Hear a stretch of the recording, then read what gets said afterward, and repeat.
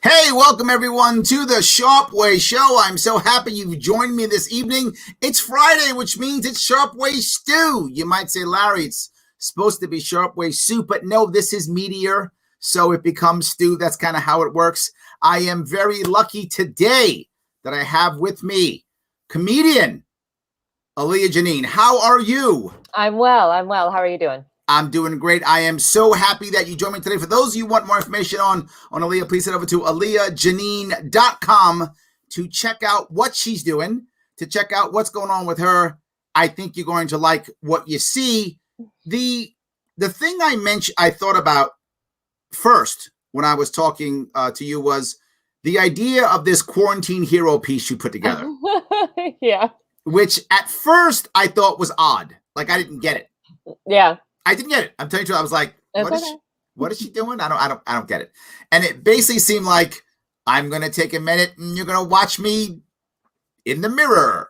That's what it kind of seemed like. Mm-hmm. And at first, when I first saw it, I thought maybe it's some kind of, an art piece is what I thought maybe what it was. Mm-hmm. But then as you went through all four parts, what I got from it was almost like quarantine made people just kind of not know what to do, become bored, almost give up in a way.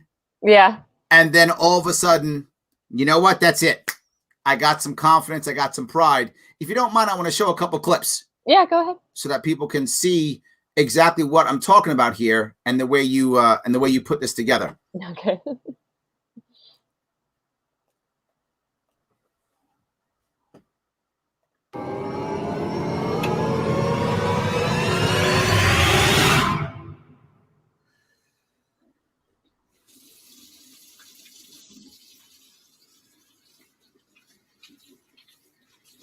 Now, for those of you watching, it's basically 2 minutes of this. I know, I did the editing horrible. Yes, it's 2 minutes of this, and you see like a gray hair or something in your hair or something. Yeah, I'm like checking gray hairs. I'm looking at my teeth. And you see, and you're deciding, am I going to pick something up or not? Yeah, well, because women have this problem with plucking our eyebrows, like plucking our eyebrows, especially when we're bored. And so, yeah, that was for the ladies and, for the eyebrow. You basically just walk away. Yeah. So it was 2 minutes and you walk away. And I thought, okay, is this like some kind of, I don't know, piece that's going to make me, I don't know, think about something existential that I didn't know about? Don't pluck your eyebrows. It was literally that simple. Yeah. It was that simple. There's no hidden meaning. Yeah, it's just like stop plucking your eyebrows. There we go. And then the next one, which is just basically another piece, which comes. Did you do these like back to back? You didn't, did you? No. It was funny because like I didn't think about like putting them all together. Like they were all kind of like separate. Like two of them were separate things. Like the one in like me going in the elevator. Yeah. Yes. This was like the first one I did, I think. Or no, I did the eyebrow one first. I think I just did that for Instagram because me and my girls were talking about eyebrow plucking. And then this one, when the lockdown first happened, like my mom sent me like painter's masks because like we had no masks and stuff. And like how scary it is being in a high-rise building in New York when people are around. So it's like absolutely like just getting in the elevator by yourself and not having to stop on any floors. So you did this. And this is again, basically about a minute and a half of you just getting in an elevator and using your elbow to check everything. Yeah. And then you just watch yourself going down. Yeah. And then you just literally leave. Yeah. That's the entire thing. Mm-hmm. So again, I'm saying, okay, there's something I hear maybe I'm missing, right? Well, you weren't done. You did another one when you're basically just eating ice cream. Oh, yeah. Well, that one was, and I used hearts alone. Yeah, that was just about like, I forgot what month we were in for that one. Yes. So this is you basically just eating ice cream. Yeah. Oh, I hope that it won't end. It's 30 seconds and you're eating ice cream. With a dildo. Yes.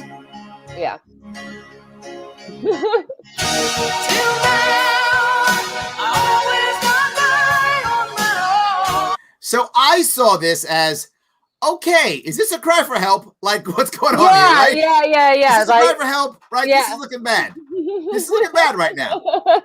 Eating ice cream with a dildo. Yeah, no, that was the point of that one, is that like we're all alone and we can't see people and we definitely can't have sex with people. So yeah, I'm eating ice cream in my underwear with a dildo. Yes, but then you kind of wrapped it up with an odd one. Oh, which then you wrapped it up with this. And now you're done up and you're confident and you're like, good. Oh, no, that's not what that one is at all. This one, I've literally lost it.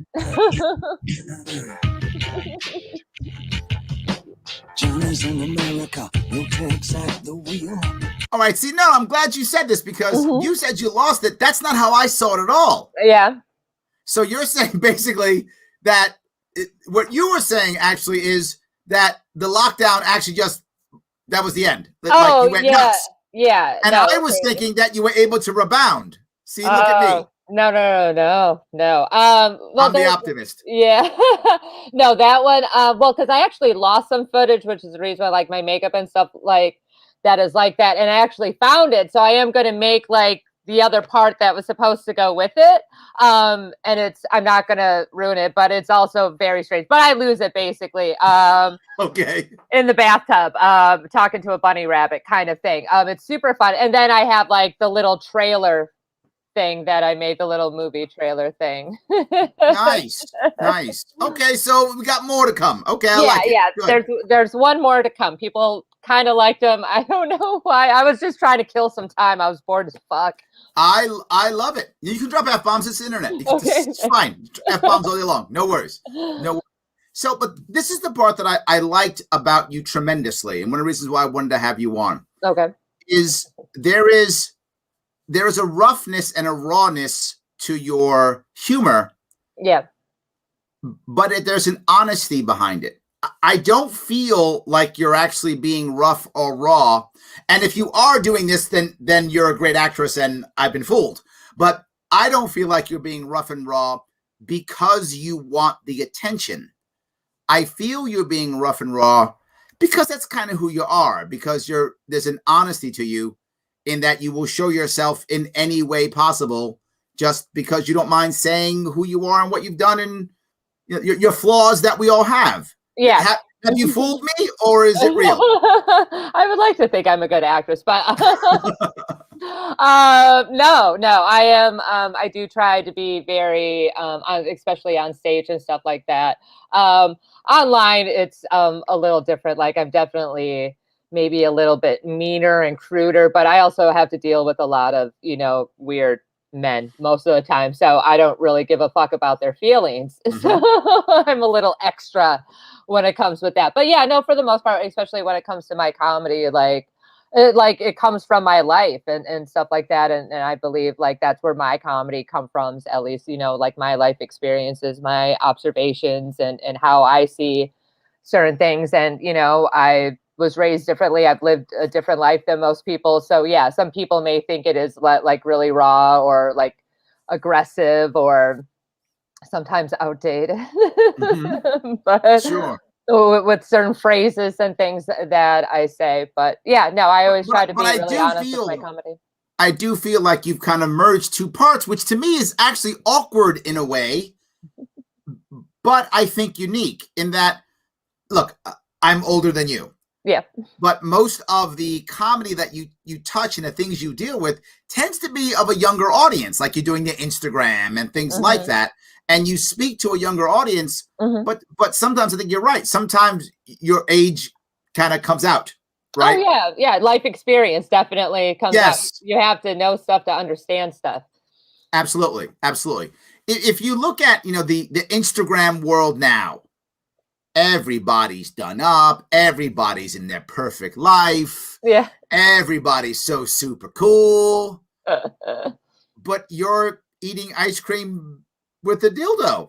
Yeah. I mean, that's not like the Instagram thing.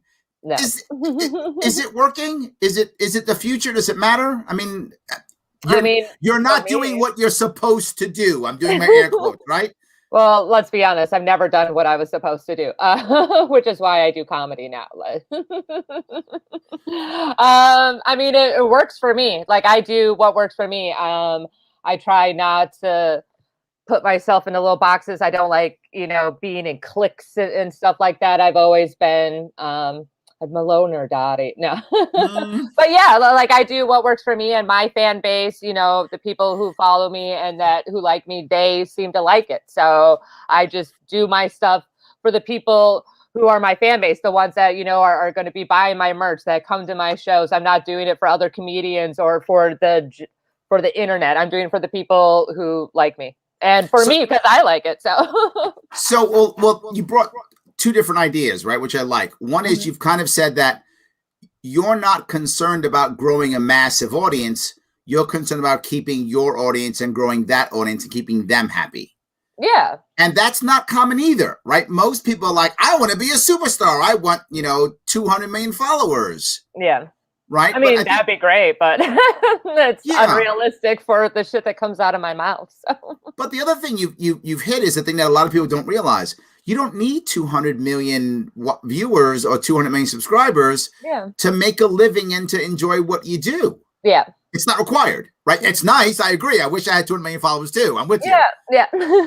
But I don't think it's required. I think you can still be happy with what you're doing and still make a living with far less, without having to try to be Mr. or Ms. Perfect or whatever is your... Yeah, try to please everybody. A lot of people try to please everybody. And in this culture right now, that is impossible. So yes, absolutely. Very hard to do. Can I grab a couple comments? Are you okay if I take some comments? Yeah, go ahead. Yeah, Andrew says, I started watching funny movies and TV shows to give me something to do. The reason why I bring this comment up is I know that a lot of people who were deemed non-essential struggled during this time. Yeah.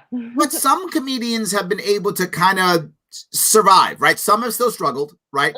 But some have been able to still do relatively well. Some have taken that time to do well. What do you see? What do you see in your world? Oh, me, I've definitely, I've worked on a bunch of stuff. Like, I guess, I was able, this past summer, I was able, to do outdoor shows and stuff like that. And as comedians, we need to go up. It's a muscle we have to keep going. Yes. And so a lot of our, the first show or two, I was like, this is weird, especially with my type of comedy. Sometimes we didn't have microphones and we're yelling, I'm yelling about abortions in a park. And so, but they loved it. Yeah, it was great because people wanted the entertainment. They needed a laugh. Laughter is so important, especially in these fucking crazy times. Yeah, some people really thrive.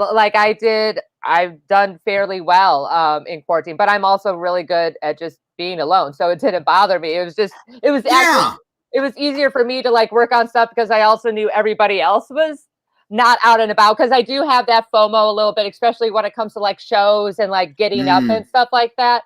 Hanging out, as a you have to do the hang out and stuff like that. But especially in the wintertime, I was never really out that much. I hate the cold so much. But and then they're doing, stand up New York is doing shows. They're putting me up and stuff like that. But I also just recently had some cancer and then had a surgery. And then, so I'm at higher risk now. So I'm maybe doing a show on a train isn't the best idea for me right now, unfortunately, because I totally would have. But yeah, I get my vaccine a little bit sooner before everybody else in April. So after that, I will definitely be doing shows on the goddamn subway. So a couple things. You hit a bunch of stuff I love. One of it, by the way, Adrian says, humor is so needed in the world today. Thank you for giving us a laugh. Look at that. Oh, thanks. Look at that. There we go. Yes. So I do. Oh, hold on. Andrew says, we need more non-PC comedians like Don Rickles or Rodney Dangerfield. He's going back older than, he's going back a couple years. Way older than me. Yes, he's going back a couple years. So let me touch a couple of those. One, you brought up cancer, and I'm sorry to hear that. I hope you're recovering well. Yeah, no, I'm fine. It's I'm good. It's gone as far as we know, and I'm all healed up from my surgery and stuff. But good. Do you feel comfortable talking about it at all? Yeah, no, we could talk about it. When you got cancer, did it change your view? Did you just go, you know what, I got this, I'll beat it, move on? Did you say, I got this, oh my God, I got to make changes? Did anything happen in your life when you were diagnosed? It was definitely like it was a shock, for sure. But also like I'm a smoker. I've been smoking Newport 100s for like 25 years. So also not that big of a surprise. And my views on death are definitely a little bit different, especially when it comes with illnesses like cancer and stuff like that. I definitely I believe in natural selection when it comes with certain things. And if it was a type of cancer where if I would have needed chemo or radiation, I wouldn't have gotten it. I would have just, I probably would have moved to Oregon or someplace where they have, assisted suicide, the right to die on your own terms. I would have gone that way for sure. But with the type of cancer I had uterine cancer. It was a very fast spreading cancer, but they caught it so soon, like it was insane. They're like, we've never seen how lucky you are to get it. So they just they removed part of my box, my uterus and fallopian tubes and cervix, and yeah, no, I'm good to go now. Well, good. No, I'm happy that you're healthy. That's great. So you're telling me your life philosophy, even when facing death, stayed the same. Yeah, well, honest, it did kind of help because I do have seasonal depression, but I also just have depression in general and suicidal depression at that. So for I want to say since I graduated college in 2018 when I got my psychology degree, I was pretty much actually really depressed for 2 years, and it actually kind of kicked me out of that. I'm it was okay, well, I had the surgery, I was super lucky. I also don't get my period anymore, which is something that was so fucking awesome. And I never wanted children. And so I'm this is actually kind of cool. You have to be careful what you ask for because you may just get it. You may get it. There we go. Yes. I've been asking to not have my period since I got my period. And it's let's give this bitch some cancer. You know what I mean? Just enough to get rid of it. So you might want to watch out because it might come in the form of cancer. Yeah, okay, got it. But yeah, I think that it actually may have kicked out because it's snowing in February, and normally this is prime time seasonal depression time where I'm just on the couch watching Criminal Minds for the 900th time, and I'm perfectly fine, and I'm so it kind of kicked me out of my little depression a little bit, which is good. Yes, no. Look, using time like this to reboot, as obviously you're doing, is what I think so many should be doing. Yeah, we don't we're never, at least in our lifetime, hopefully, we will never have another time where we can actually just work on ourselves. Yes, and a lot of people don't work on themselves, and this is the perfect time to do that. Absolutely, absolutely. When I was looking at what you were doing and how you were starting to redo your website and change your Instagram and all that you were doing, I was saying, this person, she's rebooting herself. She's taking advantage of this time. She's not sitting home and feeling sorry for herself. She's actually getting out and doing things. Yeah. And that's why I thought the fourth one in the series was that. Oh, no. Well, that's why I thought it. There's I made kind of a funny movie trailer off of iMovie or whatever where I don't know if you saw that one. It's part of the Quarantine Hero sketches. But yeah, it goes through the stages of where you're oh, I don't know what I'm doing. I'm depressed. I have to clean everything. And I had a bunch of drugs all over the apartment. And then all of a sudden it's oh, I'm going to get through it. I started working out in the thing and I'm reading books and I'm learning new stuff. So yeah, it was about just staying inside and helping the, healthcare workers. This is back in March or whatever, when the death rate was so much higher and, so many more people had it. So yeah, it was kind of a play on I'm a hero because I'm staying inside. So yeah. I'm a hero. Got it. Okay. There we go. What was the old saying? Your other people had to, sacrifice and hit the beaches. We had to stay home and watch Netflix. Yeah. So yeah, I guess that's true. So you are actually starting your own podcast too, though, right? Yeah. I'm doing another podcast, which I'm really excited about, called How to Do Drugs. There we go. If you're interested in how to do drugs, head on over to aliajanine.com. She will have a podcast next week, and you can learn some stuff that you may or may not know. Maybe you can teach her a few things. Who knows? I don't know your background. Maybe you got her beat. It's possible. I'm not really sure. Maybe you do. I don't know. I don't know people. This is a very libertarian audience. Yeah. They might be in your world. They may be able to teach you a couple things. You never know. You never know. Yeah, it's not just about like doing. I do have to clarify that to some of the people that I'm having on. It's also about like addiction and recovery, and just like having a more public conversation about drug use and recreational drug use and addiction, and like the stigma and the cultural views that we have on drug use, especially in America. I like, obviously, you know, being a retired porn star and like sex worker and stuff like that. Like, I felt that like I needed, especially having a public platform, you know, like doing comedy, you know, to kind of help fight that stigma. And then when quarantine happened, like all of a sudden everyone's on OnlyFans, and I kind of feel like it's definitely getting more out there, and it's like it's out in the open, like they're talking about like decriminalizing it, and I'm like, all right, I'm not going to stop fighting it, like I'm just going to pass the torch, and I'm like, let's work on something else. I'm like, what else am I good at?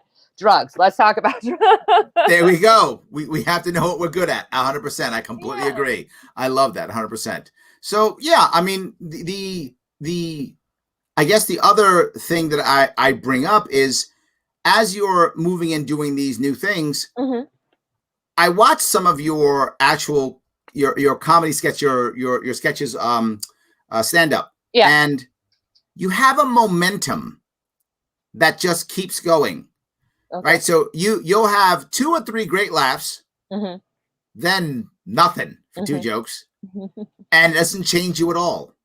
No, you just keep going, and I've watched so many comics that, when they've had the first 2 good laughs and then 2 bad ones, you can see them stuck going, you can see it affect their psyche. You can watch it break their psyche. Yeah.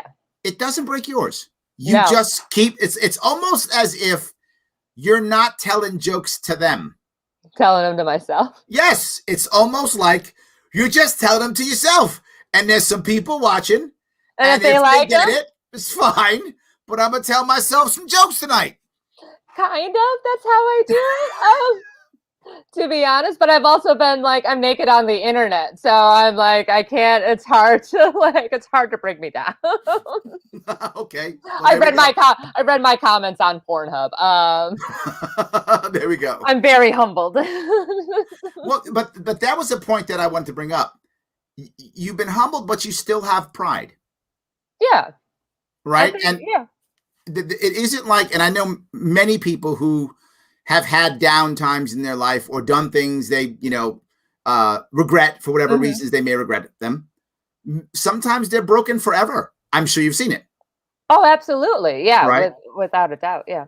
And I don't feel that in you. I feel that you've been humbled, which is a great thing. I think we all should be humbled. I know that I got myself a different type of humbling, but as a business owner, I got my butt kicked in the last crash. Yeah. Had to shut my business down, fire my employees, go from thinking I was the coolest guy in the world to realizing, nope, I'm just another chump. And that when fate wants to punch me in the mouth, it will just punch me in the mouth, regardless of who I think I am. Yeah. So I think in that different level of humbling, obviously different style, but still a humbling. And I think it was, I didn't think so then. Oh yeah. But I think so now, that it was a good thing for me, that it makes me realize that I'm just a person like anybody else, right? I'm still, and I think it has done that for me. And I think I still try to retain enough pride in who I am. I feel that me too. And the one piece that I saw is you did the one, born an alcoholic. Okay. Right. Can I show that one real fast? Yeah, go ahead. Yeah. This is the one that I thought was interesting. The way you spoke in this one. I'm originally from Wisconsin, so I was born an alcoholic. Yeah. You guys also do my life bottle instead of a titty. That is how we're made in Minnesota. Very similar. Kansas is like you do have the farming of the Midwest, but like the racism of the South. So it's like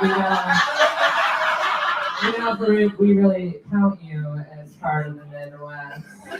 And what I liked about this one is you just said, "This is who I am, and that's it." Yeah. This is who I am, and that's it. That's who I am, and that's it. And some people got it. Like some people like, yeah. And some were like, what's she talking about? Yeah. And you just kept going. You didn't care. you just kept going. So I feel like there's a pride in what you're trying to achieve. Do you consider yourself someone who is a role model for others? I'm serious. I definitely had people tell me that they look up to me, like some younger porn performers, even, and younger comics. Yeah, it's weird for sure. I mean, it's cool. Like, it's like, oh, okay, people, because I think it takes a certain type of confidence for a person, and other people see that type of confidence. It may not even be like what the person is saying or doing, but it's just the fact that they're doing it a lot of times. And I think people see that and they're like, oh, okay, if someone like her, with her background can do this, then maybe I can too, or any, background or anything. It's like, oh, okay, well, she's been in like this very stigmatized industry, and then she's out now in a mainstream industry, and yeah, it's interesting. I guess. Yeah. Well, the other thing is, you've mentioned substance abuse. Have you had substance abuse issues in your past? If I had what? I'm sorry. Substance abuse issues in your past.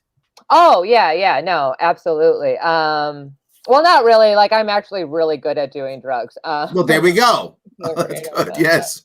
No, I I don't really drink that much. Like, that is just because that was joke is actually based off of crowd work, because I heard another comic talk about how some people were from the Midwest, and a lot of people born in the Midwest, like, we are technically born alcoholics. And I honestly don't remember how the actual joke goes right now, because I haven't done it in so long.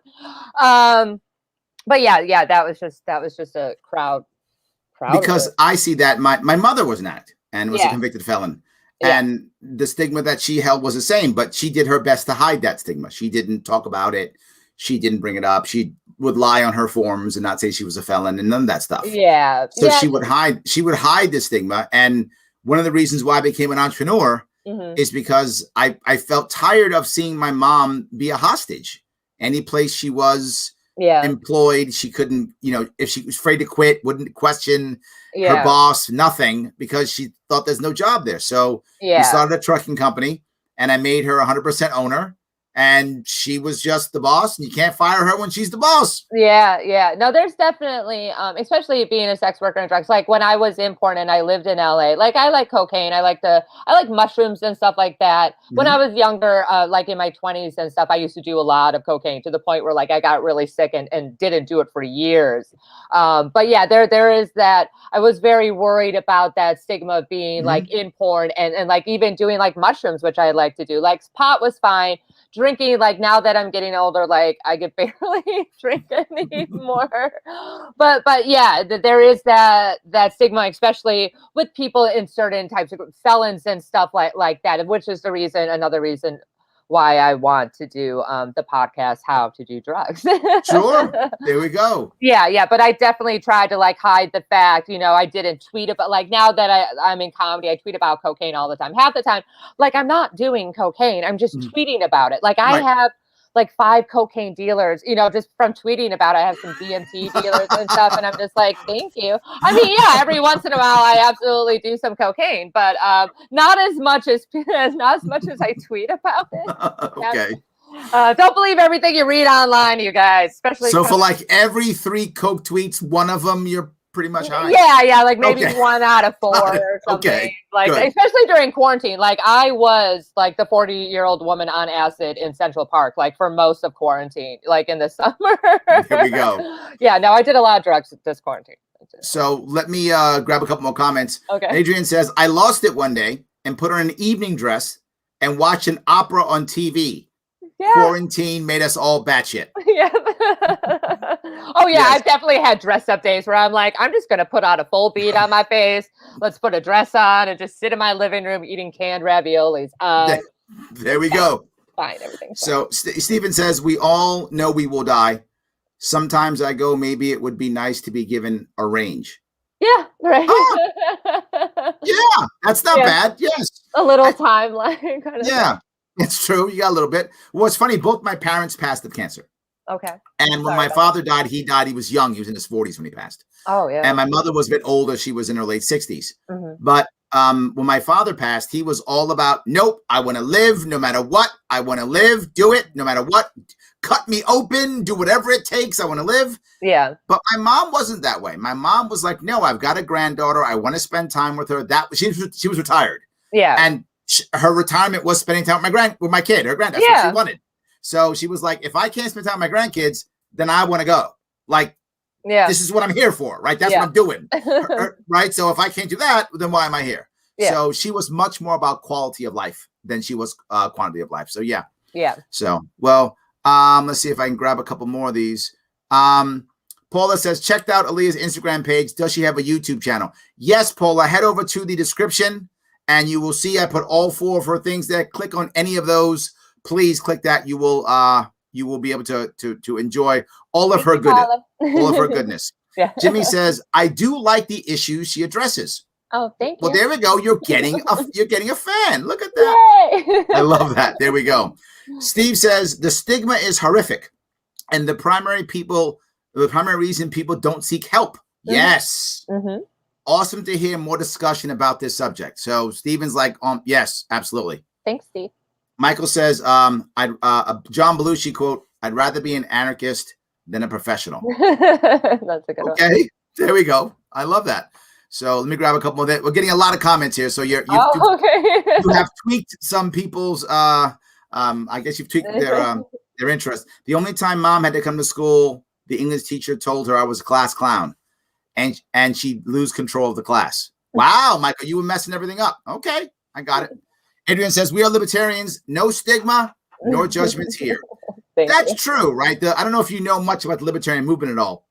I know a little bit. Yeah. I made a TikTok actually about instead of asking for a stimulus check, how about we just ask for our money back? We live in like a capitalistic country or whatever. And everyone's like, welcome to the Libertarian Party. I'm like, you guys kind of missed the joke, but like, I get it. I was just like, God damn it. I forgot about those guys. And yes.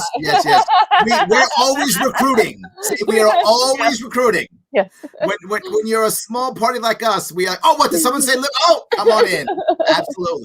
Always recruiting, 100%. Well, I'm friends with Dave Smith, so yes, I'm well aware of the Libertarian Party. I'm sure he has tried to recruit you already. Has he? No, really? Has he? No. Oh, Dave! Now I'm mad at Dave. Okay, I'm going on the show, and I'm going to tell him he's got to recruit you.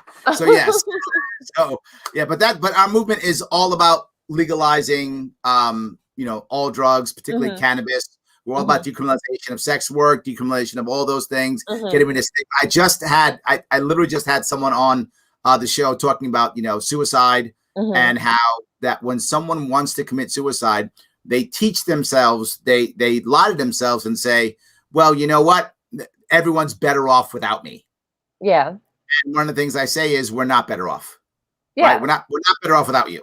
Right, as someone who has definitely tried to commit suicide, I've heard that multiple times. Yes, and I can say we're not better off without you. That's for sure. And if anyone's listening, we're not better off without you. And then he also made someone commented during that show, which I thought was very powerful. The person, I forgot who it was. They're going to be mad at me. They probably watch the show often.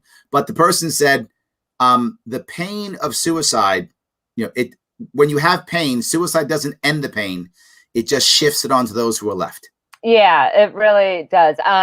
There's a comic, Drew Michael, and he has a great joke about suicide. It's one of my favorite jokes. But he talks about it, like he says the joke, and some people laugh and some people don't. He's like, see, the thing is, he's like, the people who laughed at the joke have definitely tried to kill themselves before.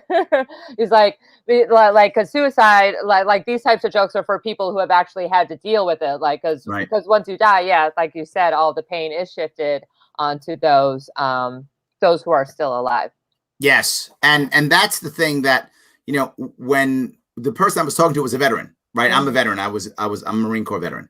My dad too. That's a big thing, right? We talk about it often and we joke about horrible stuff. Yeah. Right. Marines joke about horrible stuff because Marines, that's how we process police, medical personnel, Yes. like it's life experiences. So a lot of times, like I remember, because I have a degree in police science, criminal justice, they said that you have to be careful when you're communicating and joking around with other police officers or EMTs, because our sense of humor is going to be very different than the people that we're helping. Even my mom's a registered nurse, and her sense of humor is like, I grew up with a registered nurse, so I laughed about blood clots, at 10 years old. Yes, absolutely. Yes. Yeah. No, I completely agree. And but this goes to a piece that you will hear me bring up often. Mm-hmm. I don't know if you know the show, but the show, I try to bring on a comedian every Friday. Okay. And I do it to the best of my ability for several reasons. Mm-hmm. One, when COVID hit, I knew that the industry was hurt, and I wanted to give another outlet for comedians to share their audience. Yeah. I just wanted to help out because I do this show 5 days a week. So I figured, let me give a day away for that. That was one reason. Oh. But it wasn't the only reason. Mm-hmm. The other reason is comedy is basically the only place left where you can just say whatever you got to say. Yeah. Right? In almost every other realm, there is social punishment. Yeah. For being non-PC. Yeah. I mean, comedy, like, we're getting kind of crumbled. We're getting we're getting hit with that, definitely, with the PC culture and saying certain words and stuff like that, especially on Twitter, because there's no context. You have no tone of voice. Right. And stuff like that. But even if people do, and it is like younger generations, Z, sorry, I'm not sorry. Definitely. And it's so funny to me because, like, this is a generation who has no problem taking things like certain dance moves. I'm unfortunately on TikTok, so like dance moves, and just like changing the names of things and just be like, oh, this is what this is called now, but not understanding that certain words can also be changed. Like, I say that's gay all the time. Yes. I say retarded all the time. I'm not talking about a gay person. I'm saying this is gay. It has multiple meanings. My aunt's name is gay. It is. She spells it with the, Y-E or whatever. But, so it's like, yeah, you can't be mad at words. It's George Carlin. Like, he explains it best. Like, it's pointless to even explain it unless you watch him. And like, he explains it best. You guys are getting mad at words, at jokes and stuff like that. And I've come to realize too, that a lot of people who are offended by these words or topics is because they are dealing with issues within themselves. They are lacking something. They have issues. Like if a gay person doesn't like a person that said something is gay, it's like, okay, well, maybe you're not happy being gay. Like, maybe you can't come out of the closet or something like that. If I'm saying retard, I'm not talking about a mentally disabled person. No, I'm talking about a retard. They're two completely different things. No, I'm with you. And, I see it. I see it many things. And the one thing that bothers me about this is if you are someone who really wants to change the culture and you want to change the words and you want us to not use those words anymore. Okay, I get if you want to. I do. That's what you want. You think it's right. Yeah. You have your right and your opinion to think this is the right thing.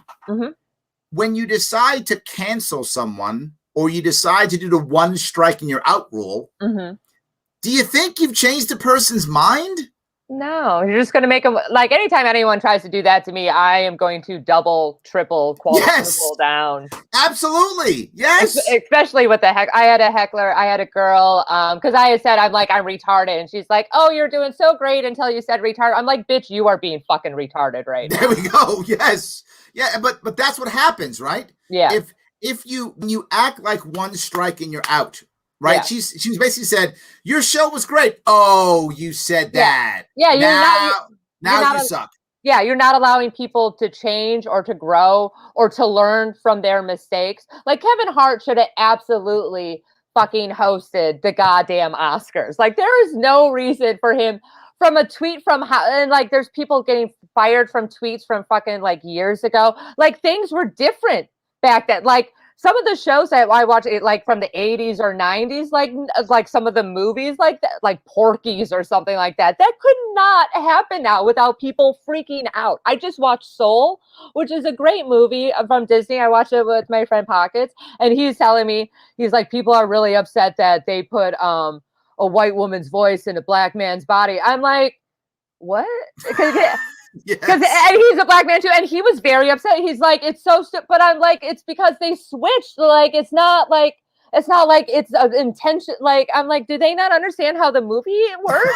I was like really confused. Like, I get where it's like, where it's a full on character and like a white person's doing a black cartoon voice for like the whole, I'm like, okay, that I understand. But I'm like, he's like, yeah, he's like, no, it's fucking retarded. I'm like, that is fucking retarded. I was like, what the fuck?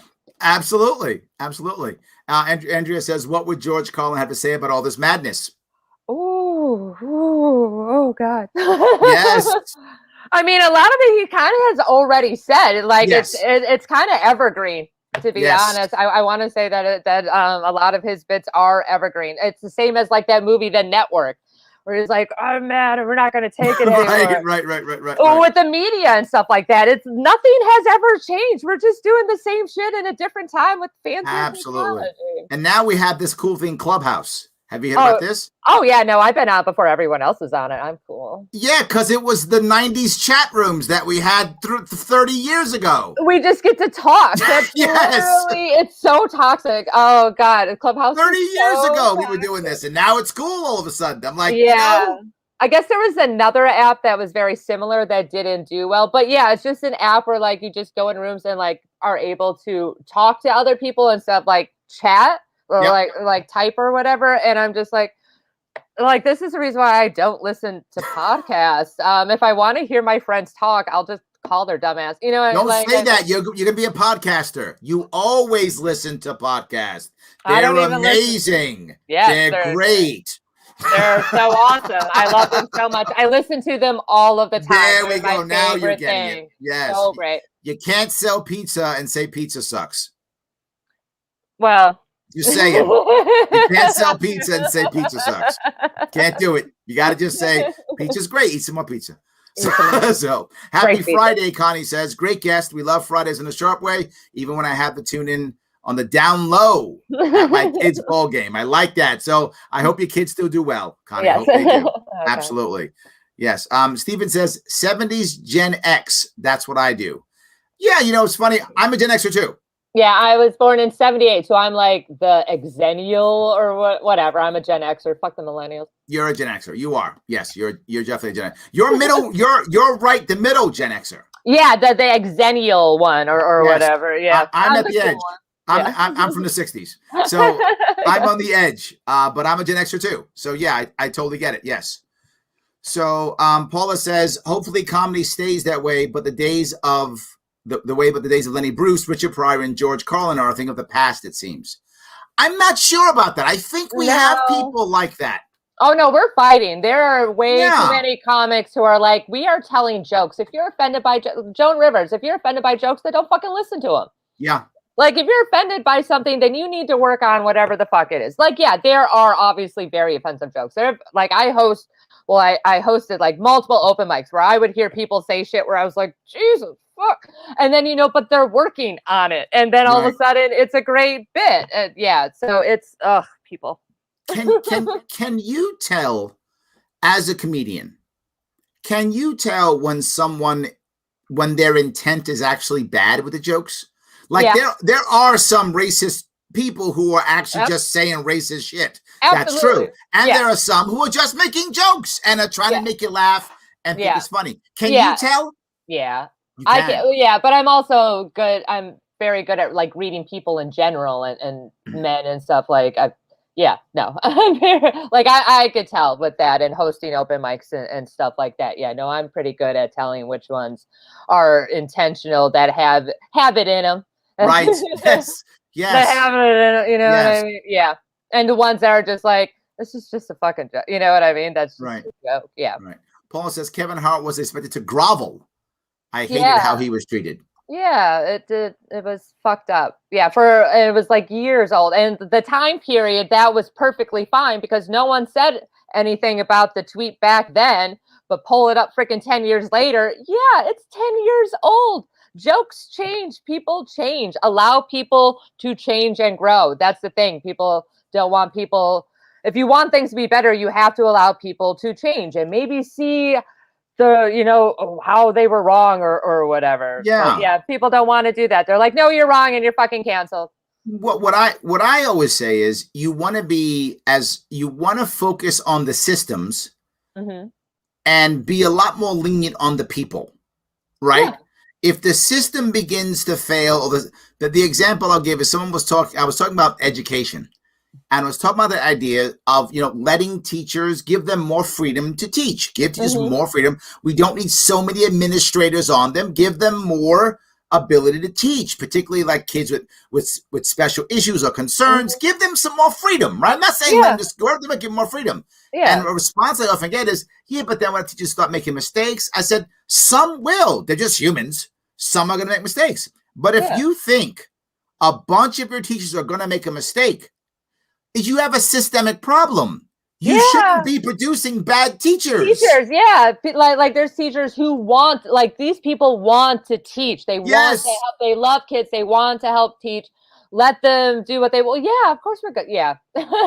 Absolutely. Right. I mean, that's the concept. If you honestly believe that your teachers are going to be screwing things up all over the place, then fix the system. Bingo. Fix the system. The system is very broke. Our whole system is fucked. Yes, which is what I often bring about the system. But we are not working on the system. We're working on finding the individual. Yeah. And punishing the individual. Yeah. And just random one. Yes. It's like whack-a-mole with it. It's like you need to go to the big guy. Well, yeah, because people are pussies, basically. You know who wasn't pussies? And oh God, I'm going to get so much shit for this. But the fucking psychos who went to the Capitol, like those guys had a mission. They're like, this is what we believe in. Most people, especially now, like if you think about like all the people who protested for Vietnam and stuff like that, like how many Americans, because most of us, we think that we put out a tweet and now we're a social justice warrior. Like, I did it. I tweeted everything should be okay. No, we actually have to physically go out and fucking do shit. Like, what you're saying now is not as bad as what Bill Maher said. Remember what got him canceled?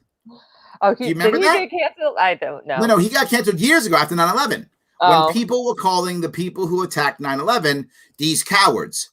And he said, they're not cowards. They got in a plane and killed these people. They're not cowards. They literally are the opposite definition. Yeah. And he got canceled for that. So it doesn't mean you support. It doesn't mean you support what they did. Absolutely fucking not. Yeah, I don't at all. I'm just saying you're just calling them cowards. They're not cowards. They are many things. But the cowards, unfortunately, no. That doesn't work. They believed in something so much that they actually took action for it, which is all the black in for the things that they are saying. Their intentions are meeting their actions. No one's intentions meets their actions anymore. Ever. The funny thing is, when the Black Lives Matter protests were happening in the summer, even though, of course, I don't like violence, I would rather the violence than not happen. Of course, I was still very empathetic for the protesters. Absolutely, yeah. There was very excessive force. As someone has studied police science and was certified for law enforcement. But yeah, the multiple things that I've seen, and nothing's happening to these police officers either. I mean, nothing happened to Trump. Like, our system is broken. It's like, do as I say, not as I do. And it's like, well, fuck you. Then why should us as individuals have to pay taxes or follow laws when you guys aren't doing it? Welcome to the Libertarian Party. Sooner or later, we're going to get you. We just keep bringing you slowly but surely. We're on our way. Yes, absolutely. But I also had empathy for the January 6th protesters also. I had empathy for both of them, right? I mean, both groups of people thought they weren't being heard, and they went out in the streets and went and did something. I don't like the violence on either one of them. I'm just saying I do feel the empathy of both of them, because I get it. They want something to change, and it's not happening. And although I am one of those people that I feel that violence sometimes is the only way for certain things. And like, I have a joke where it's like, you shouldn't beat your children, but you should beat your children, just like just a little bit, just enough. It's funny that, sometimes I feel that way. And this is what people today would probably call a sexist viewpoint.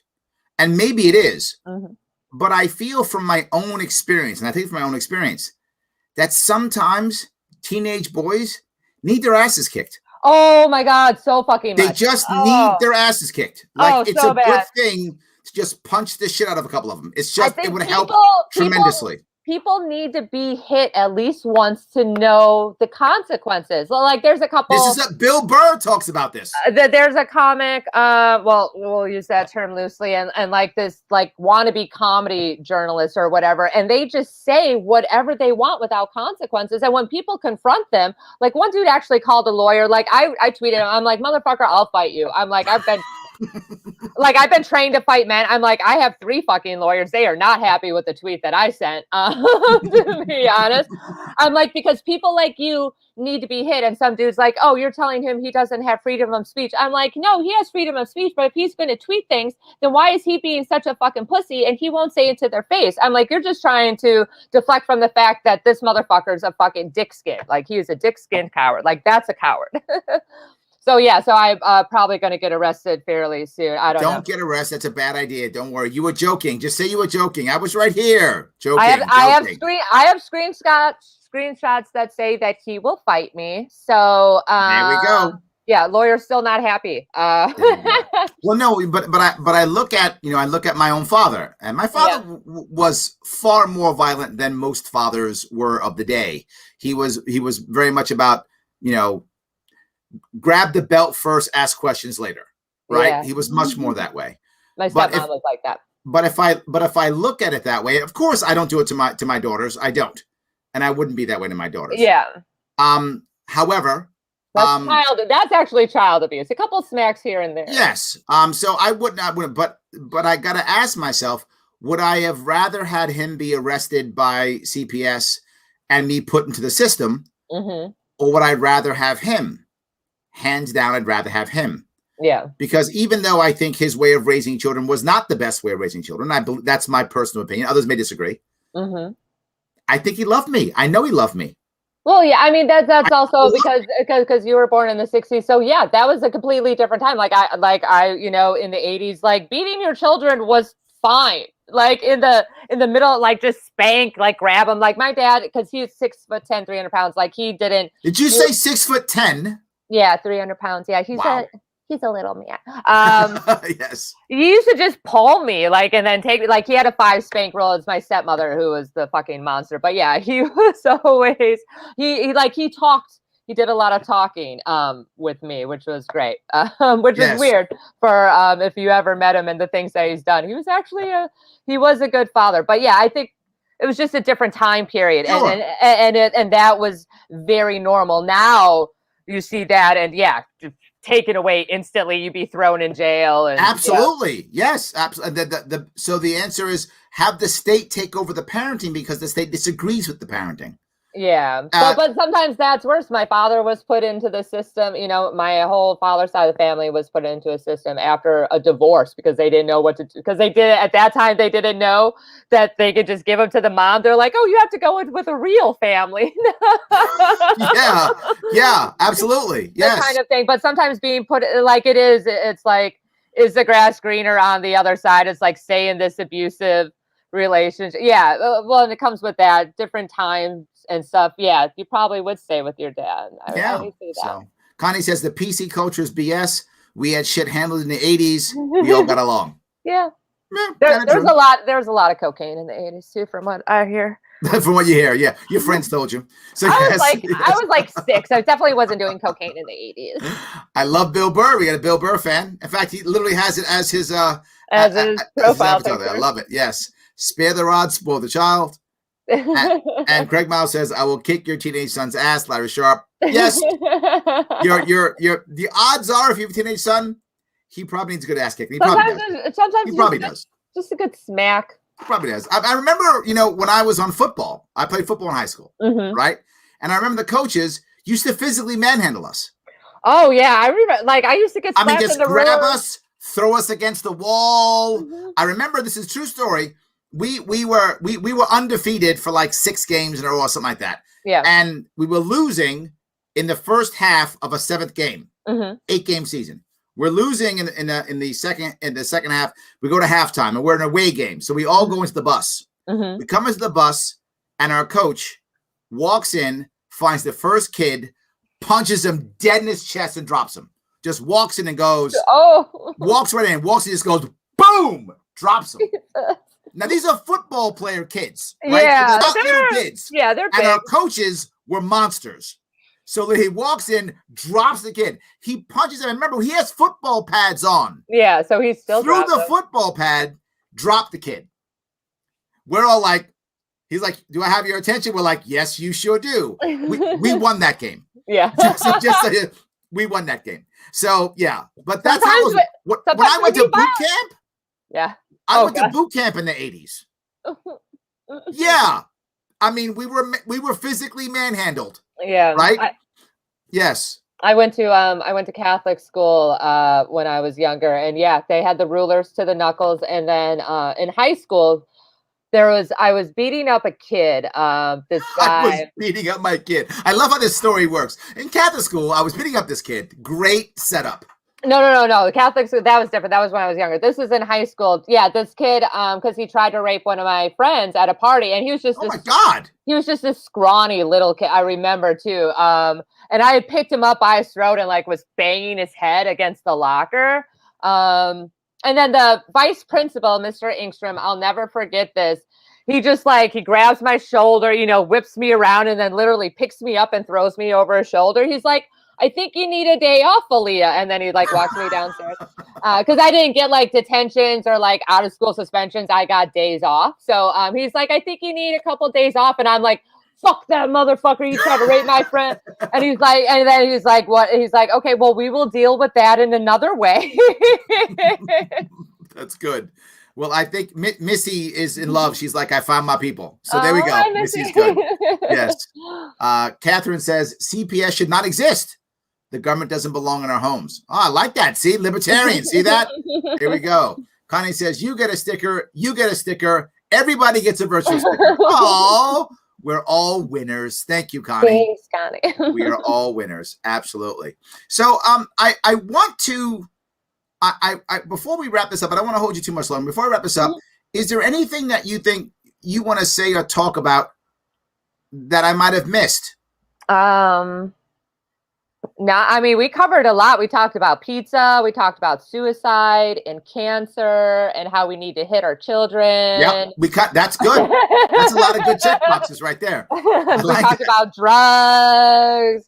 I think we covered a wide variety of topics. I love it. So I'm going to ask you guys, if you want more on Alia, please head over to her website, aliajanine.com. You will also see in the description a bunch of her links. But I have to ask you something personal. My sponsors, theadvocates.org. Please click that link. Take the election integrity survey. It's free. It doesn't cost you a thing. It takes about 3 minutes. Take the test, the survey, post it online so that people see it. It makes them happy. I'm happy. Everybody's happy, and it's free.